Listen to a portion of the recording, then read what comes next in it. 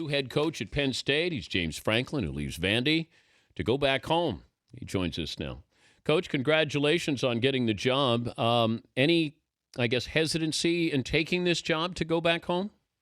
Yeah, there was a lot of hesitancy. You know, I'm a people person. It's all about relationships with me. And, you know, David Williams at Vanderbilt was unbelievable to me and my family.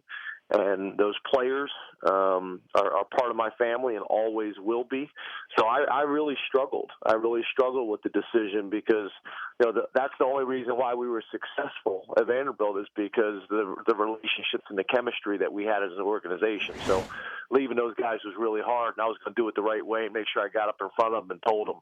But it was not easy, I'm going to tell you that. Okay, but what is etiquette? I know you got criticized locally in Nashville that you were taking some Vandy recruits. What is the etiquette when you leave a school to go to another school and kids you've recruited who are going to play for you? What are you supposed to do and not supposed to do? Well, you know, I don't know what the rules are there. You know, I know that I've been sitting in living rooms with families and kids and selling them on a dream and selling them on a vision and our relationship. And I think a lot of people, you know, say that kids should commit to a school, not a coach.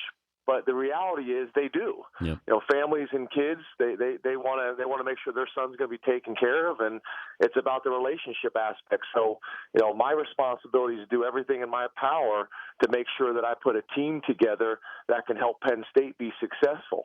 And the people that I've been recruiting for the last 2 years that I know inside and out and know the type of men they are and type of families they come from, you know, that's going to happen. So, you know, my job now is to do everything I possibly can to help Penn State be successful.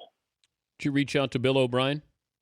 Yeah. Billy's a good friend and has been for a long time. We worked together at the University of Maryland, and you know, actually talked to him throughout the entire process, and he's been great. And you know, there's some challenges here, as we know, but you know, Billy's not a guy that's going to sugarcoat it. He's going to tell you exactly what it is, which has been very helpful. So I'm walking in here knowing what the challenges are, knowing what the issues and concerns are. But the thing that Billy said is, listen, you know, you got some work to do, but I'm telling you, you know, a few years down the road, that could be a very special place. Well, what did he not sugarcoat? What did he tell you that is your biggest concern?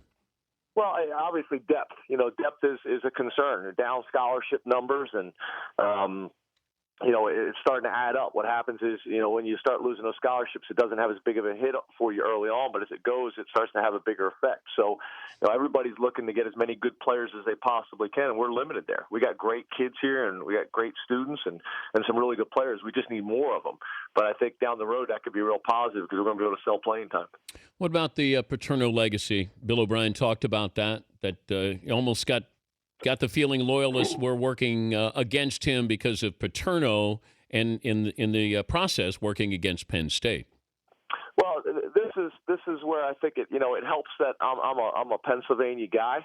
You know, it's like I said in my press conference, you know, I'm a Pennsylvania guy with a Penn State heart with the same values and same morals. And, you know, I've had unbelievable Franco Harris calls, you know, Todd Blackledge has called, you know, Brandon Short. I can go on and on with all these guys that have called already, being unbelievably supportive about where we're going and what we're doing and how excited they are about the direction of the program. So I think the fact that I'm a Pennsylvania guy, I think really, really helps, and have paid unbelievable respect to the man who built this program.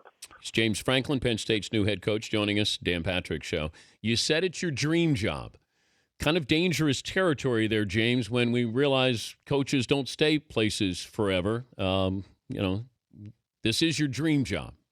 Well, it's dangerous if you don't mean it. You know, a lot of it becomes That's fair. dangerous because a lot of coaches throw that out there and they don't mean it. I mean, I think I had some opportunities to interview a bunch of different places and canceled those interviews and turned them down.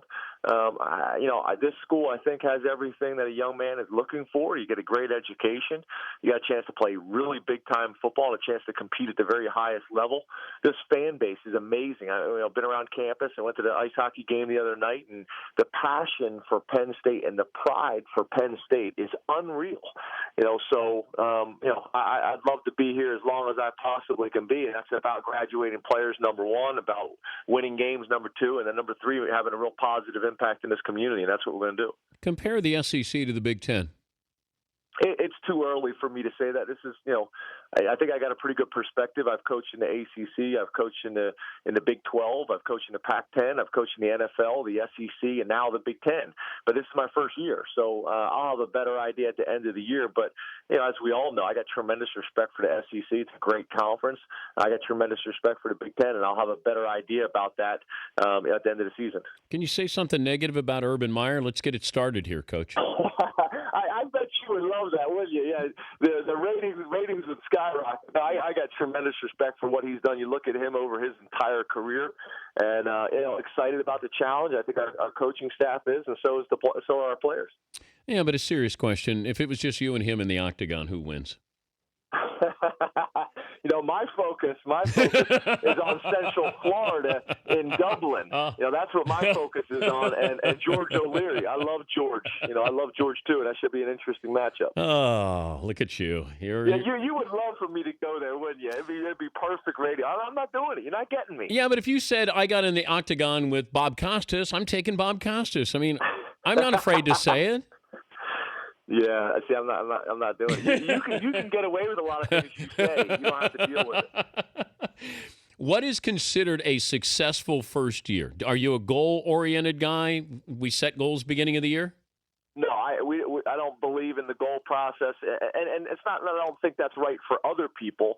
I just think goal setting, you have to be very, very careful. I mean, if you don't set the exact right goal and now you reach it, you could end up having a team feeling like they've arrived, and then they start to settle, become complacent. So we don't do that. We just, hey, we're going to wake up every single morning, and we're going to maximize that day academically, athletically, socially, and spiritually. And the more days you put together like that, the Saturdays will start taking care of themselves. What I want is I want the end of this year people to say, you know what, I'm really comfortable with the direction of this program, and I'm really comfortable with the leadership, and the rest of the stuff will take care of itself. Before I let you go, this was something Tony Dungy and I have talked about it for the last couple of years, and that was we saw African Americans getting head coaching positions, or at least opportunity in the NFL, but we weren't seeing that with college football. What has changed? Here you are at Penn State. Charlie Strong is at Texas. Not that you're not worthy candidates there, but something changed here where somebody opened their eyes to give opportunities. Well, I think the biggest thing is we're getting to a point in our society where it's not an issue anymore. You hire the most qualified person, and I think that's what we all want. And I think if you look at what Charlie was able to do at Louisville and being very, very successful, if you look at the history of Vanderbilt, 4 bowl games in 122 years, 1 winning season in the 30 years before we got there. People looked at our work, and when I say our, I'm talking about the entire staff. I'm talking about the players. I'm talking about the total commitment. And, with that, comes opportunity. So I think that's just what we're all looking for is everybody has an opportunity to prove themselves and chase the American dream. Good luck there, James. We'll check in with you when the season starts. Thank you. Thank you so much. Have a great day. Thanks for having us on. All right, James Franklin.